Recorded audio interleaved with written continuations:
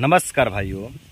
एक भाई जी हैं जो ब्रह्मचर्य का पालन कर रहे हैं, लेकिन उनके ब्रह्मचर्य में कुछ समस्याएं उत्पन्न हो रहे हैं, कुछ बाधा उत्पन्न हो रहे हैं, जिसके कारण वो ब्रह्मचर्य का पालन नहीं कर पा रहे हैं। तो भाई जी कमेंट बॉक्स में अपनी समस्याएं बतलाए हैं और वो चाहते हैं कि मैं उनको वीडियो के माध्यम से गाइड करूं। तो चलिए देखते हैं कि भाई जी का कमेंट क्या है। उसके बाद भाई जी का कमेंट पढ़ करके भाई जी की समस्या को जानेंगे। उसके बाद भाई जी की समस्याओं का समाधान करने का प्रयास करेंगे, भाई जी को गाइड और मोटिवेट करने का प्रयास करेंगे और साथ ही साथ आप सभी भाइयों को भी गाइड और मोटिवेट करने का प्रयास करेंगे। तो चलिए वीडियो को शुरू करते हैं।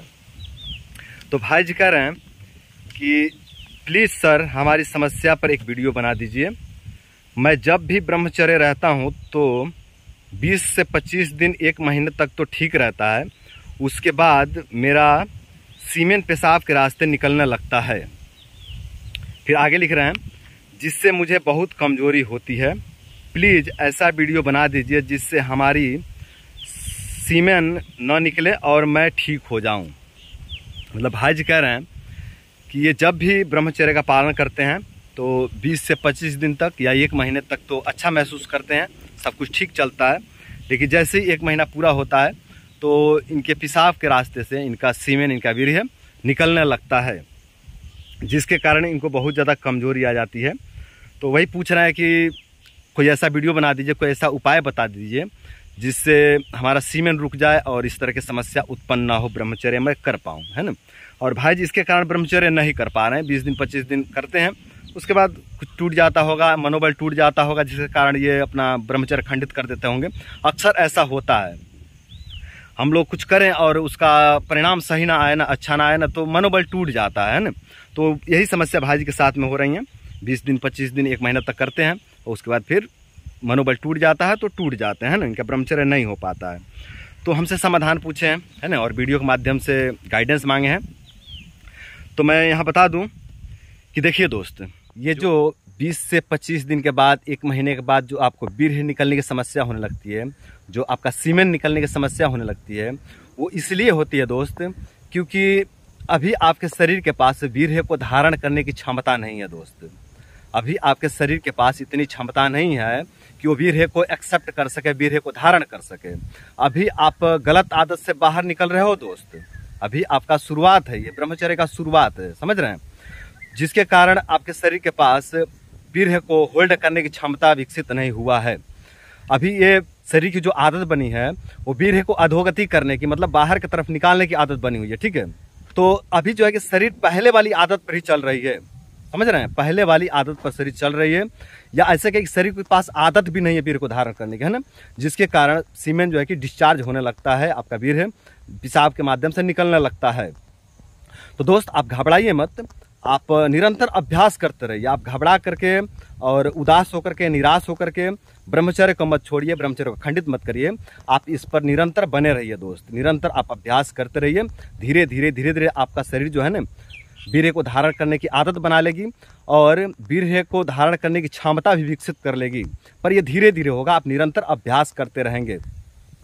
अगर आप जल्दबाजी करके, निराश होकर के, उदास होकर के, है ना, हताश होकर के अगर आप ब्रह्मचर्य को खंडित कर देते हैं या मनोबल को तोड़ लेते हैं, तो दोस्त फिर आपके पास विकल्प नहीं रहेगा ना सुधार करने की। फिर क्या, कोई दूसरा माध्यम तो नहीं, कोई दूसरा उपाय तो है नहीं, यही उपाय है, यही प्रोसेस है इसको रिकवर करने का, है ना। तो आपको इस प्रोसेस से गुजरना पड़ेगा दोस्त, आपको निरंतर अभ्यास करना पड़ेगा, ठीक है। तो अगर आप निरंतर अभ्यास करते हैं तो धीरे धीरे आपकी बॉडी वीर्य को धारण करने की आदत बना लेगी और वीर्य को धारण करने की क्षमता भी विकसित हो जाएगी शरीर के अंदर, ठीक है। और दोस्त आप जो लिखे हैं ना कि 20 से 25 दिन के बाद, 1 महीने के बाद आपको बहुत ज़्यादा कमजोरी होने लगती है वीर्य निकलने के कारण, सीमेन डिस्चार्ज होने के कारण, तो दोस्त ये आपका भ्रम है, ये आपका भ्रम है मित्र।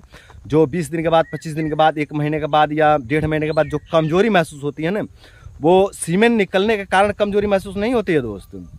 वो जो कमजोरी होती है वो ब्रह्मचर्य का उपद्रव है दोस्त, वही ब्रह्मचर्य का उपद्रव है। ये और भी विकृत रूप ले सकता है। अगर 20-25 दिन और आगे तक बढ़े तो आप पाएंगे कि इसमें और भी बहुत सारी विकृतियां जुड़ गई, जैसे कि बहुत ज़्यादा टेंशन होना, बहुत ज़्यादा हेडेक होना, बहुत ज़्यादा मतलब ओवर थिंकिंग की समस्या हो जाएगी, और शरीर का जो है कि रंग चेंज होने लगना, बाल झड़ने लगना, बहुत तेज़ी से बाल झड़ने लगेगा और बहुत ज़्यादा घबराहट होने लगेगा, बेचैनी होने लगेगा। इस तरह के अनेकों प्रकार के शारीरिक तथा मानसिक समस्याएं आपको पीड़ित करने लगेंगे थोड़े दिन और आप जबरदस्ती ब्रह्मचर्य का पालन करेंगे तो।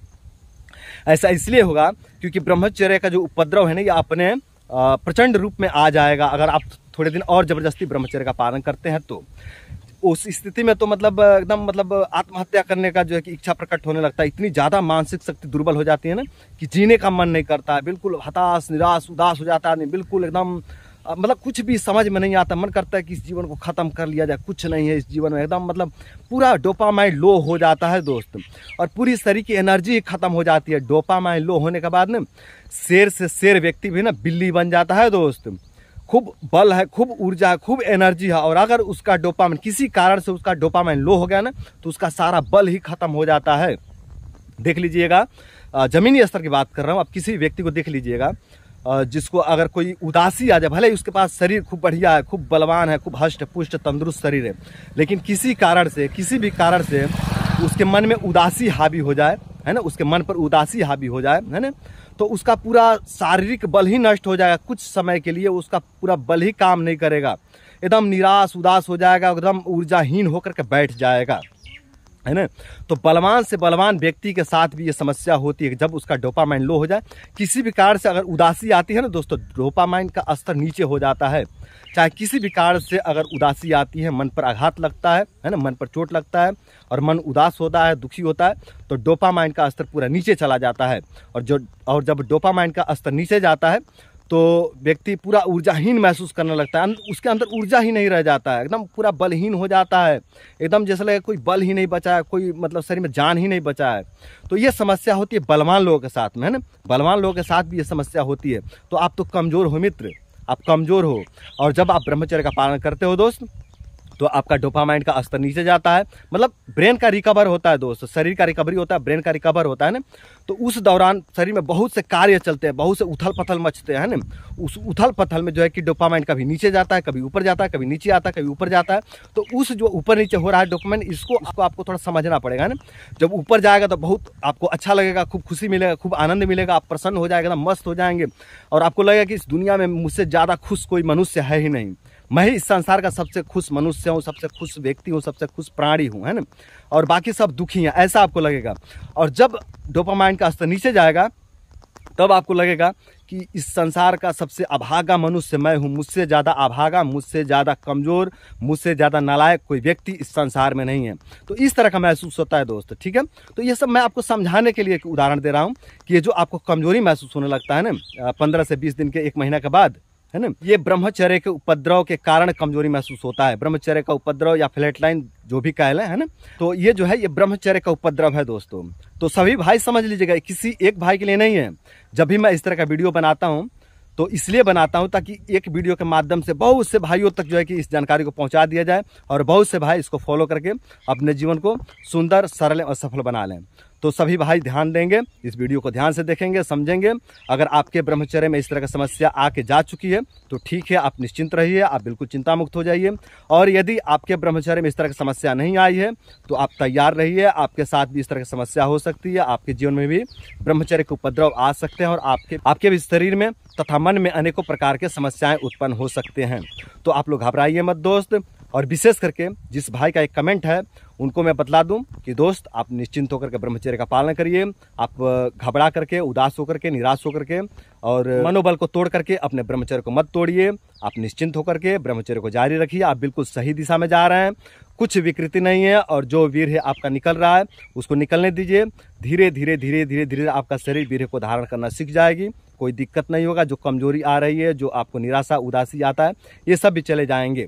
अच्छा, अगर आप 2 महीना 3 महीना ब्रह्मचर्य का पालन करते हैं और फिर भी आपको सीमेन जाना दिखता है कि पेशाब में सीमेन जा रहा है, या फिर आपके मन में अभी डाउट है बहुत ज़्यादा कि नहीं हमारा सीमेन जा रहा है, बहुत लॉस हो रहा है, तो दोस्त आप धातु पौष्टिक चूर्ण लेकर के सेवन कर लीजिए।